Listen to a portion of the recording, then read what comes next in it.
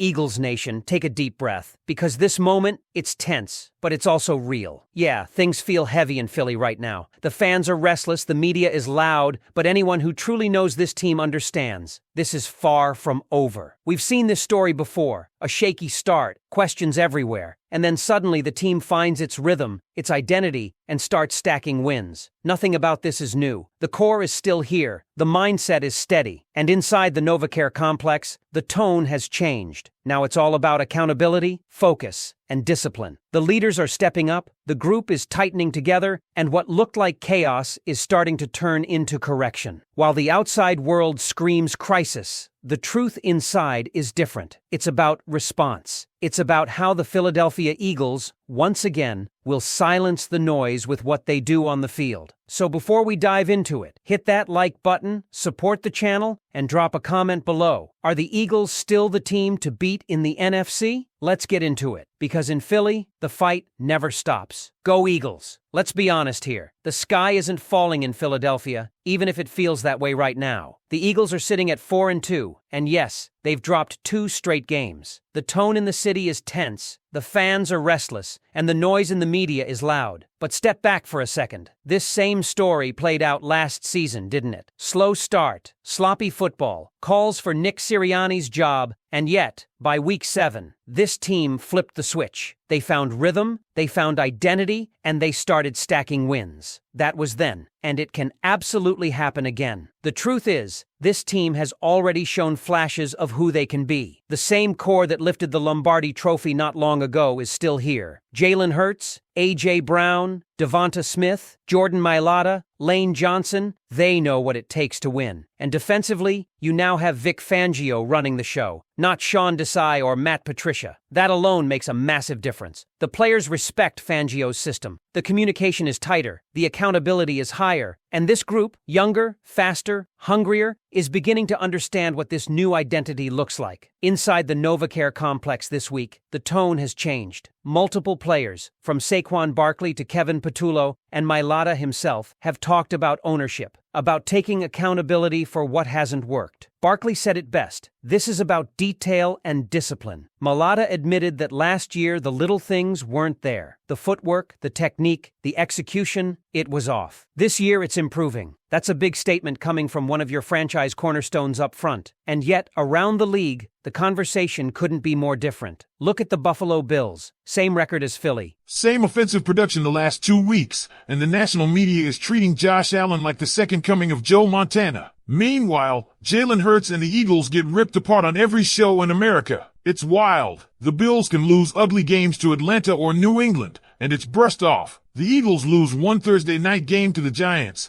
and suddenly everyone's shouting about collapse, crisis, and chaos. Let's get real. This organization has earned the benefit of the doubt. Since 2000, the Eagles have been one of the best-run teams in the NFL. They draft well, they develop talent, and they make the right adjustments when it matters. Howie Roseman doesn't sit still when the team's in contention. You know he's always working the phones before the deadline. If the Birds believe they can compete for another ring, he'll make a move. That's how this front office operates. And even with the struggles, it's not like this team has been playing scrubs. The Eagles have beaten the Cowboys, Chiefs, Rams, and Buccaneers for playoff-caliber teams. When you zoom out and look at the NFC, you realize how wide open this conference really is. Tampa Bay, Philly already beat them, and Hurts didn't even complete a pass in the second half. The 49ers just lost Nick Bosa and Fred Warner. The Lions are tough but not invincible. The Commanders are sliding. The Cowboys are inconsistent, and the Giants are hanging on by a thread. The NFC East, and honestly the entire NFC, is up for grabs. The numbers don't lie. Yes, the offense has been middle of the pack, 15th in scoring, 30th in yards per game, 28th in yards per play, and 27th on third down. That's not good enough for a roster with this much firepower. But when you look at the red zone, number 1 in the league. That tells you this isn't a broken offense, it's an inconsistent one. There's a difference. 1 or 2 schematic tweaks, 1 cleaner game from the offensive line,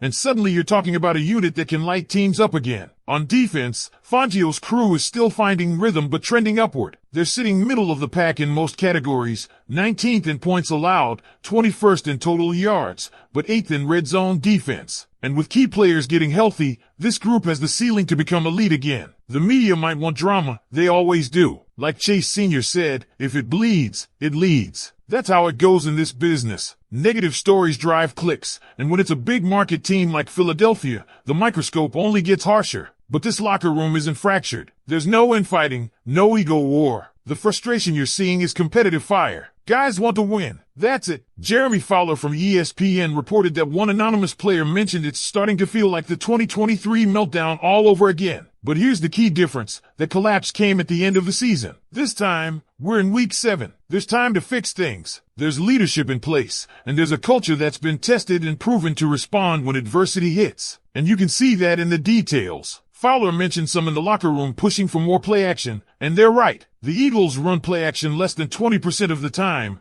ranking near the bottom of the league. That's unacceptable when you have Hurts, who thrives on movement and misdirection. More play action, more motion, more creativity. That's how you open up those deep shots to A.J. Brown, how you get DeVonta Smith back in rhythm. Because let's be clear, this idea that the Eagles can't win when Jalen Hurts throws too much, it's a myth. They're 20-5 when he attempts 30 or more passes. The problem isn't volume, it's predictability. Penalties and poor first down efficiency keep putting them behind the sticks, forcing Hurts into obvious passing situations. Fix that, stay balanced, stay creative, and suddenly everything opens up. So where do we go from here? The Eagles face Minnesota next, and it's shaping up to be a turning point game. You can sense it, that line between early season slump and full-on turnaround. The roster's too talented, the staff too experienced, and the hunger too real for this to spiral. But the pressure is real too. Philly fans know what's at stake, and this city won't accept mediocrity. Because here's the thing, belief in this locker room has never truly wavered. You can feel it in the way the players talk,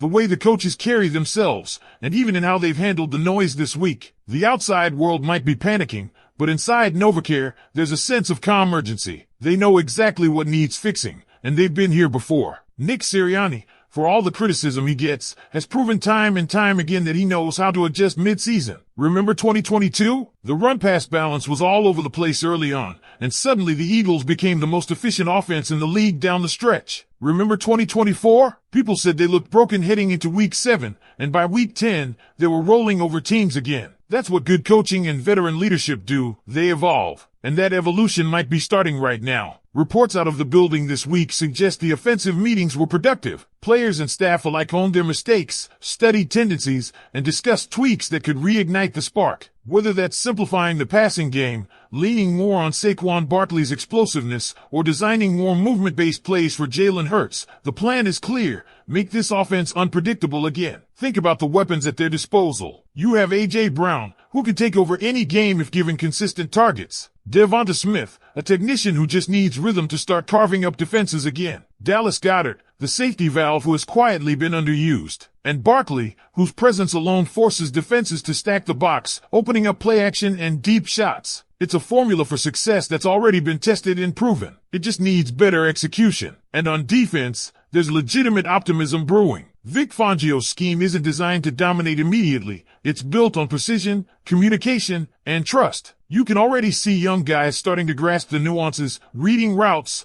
disguising coverage, closing gaps faster. With each week, this unit will get sharper. And once the health improves across the secondary, you can expect a real turnaround. This isn't 2023 anymore. That defense was aging, reactive, and fragmented. This one is fast, aggressive, and led by players who understand accountability. Now, yes, the anonymous quotes to ESPN raised eyebrows. Fowler reported that one player compared the current mood to the 2023 collapse. But let's be real, frustration after 2 losses doesn't equal dysfunction. These are competitors, not robots. You think Jason Kelce, Fletcher Cox, or Jalen Hurts haven't barked at teammates before? Of course they have. That's what leadership looks like in Philly. When expectations are this high, tempers flare because nobody wants to settle for less than excellence. And you can bet that in those locker room meetings, guys like Hurts and Brandon Graham were the loudest voices demanding more. Hurts isn't the type to throw teammates under the bus. He takes blame, shoulders the criticism, and uses it as fuel. That mentality, that steady, unshakable mindset, is exactly why the Eagles are never out of the fight. There's also a hidden advantage no one's talking about: experience. This team has been through more adversity than most franchises dream of. They've won on the biggest stage, lost in heartbreak, been doubted, and climbed back every single time. When the noise gets loud, this locker room doesn't fold. It focuses, and in Philadelphia, that mental toughness means everything. The NFC picture proves how close everything really is. One good win streak and the Birds could be back atop the conference by November. The Chiefs, the supposed best team in football, are playing C-plus ball and still finding ways to win. You think they're panicking? Not at all. The Eagles shouldn't either. This league is chaos every year. The ones who keep their composure and make mid-season corrections are the ones standing in January. And with Howie Roseman still at the helm, reinforcements are always a call away. Don't rule out a deadline edition. If there's a hole to fill, maybe at linebacker, maybe along the secondary, he'll address it. He always does. That's why this organization stays relevant while others crumble. But make no mistake, this upcoming stretch will define the 2025 Eagles. Minnesota this week is more than just a regular season game. It's a statement opportunity, a chance to show that the two-game skid was just a bump in the road, not the beginning of another late-season spiral. You beat the Vikings, you restore the confidence, and the conversation changes overnight. If the offensive line executes, if the defensive front disrupts early, and if Hurts reclaims command of this team, Philadelphia can remind the NFL exactly who they are. Champions. Fighters. A team that doesn't just survive adversity, it thrives on it. Because when the lights are brightest and the critics are loudest, that's when this city shows its true character. The fans feed the fire. The players feel it. And suddenly, that familiar energy returns, the kind that turns doubt into dominance. So now it's your turn, Eagles fans. What do you think? Is this team about to wake up and go on another run? Are the Birds still built for greatness? Or do the warning signs feel too familiar? Let me know your thoughts down below. And if you believe like I do that this season is far from over, hit that like button, subscribe to the channel, and keep riding with us. We've got more Eagles coverage, breakdowns, and updates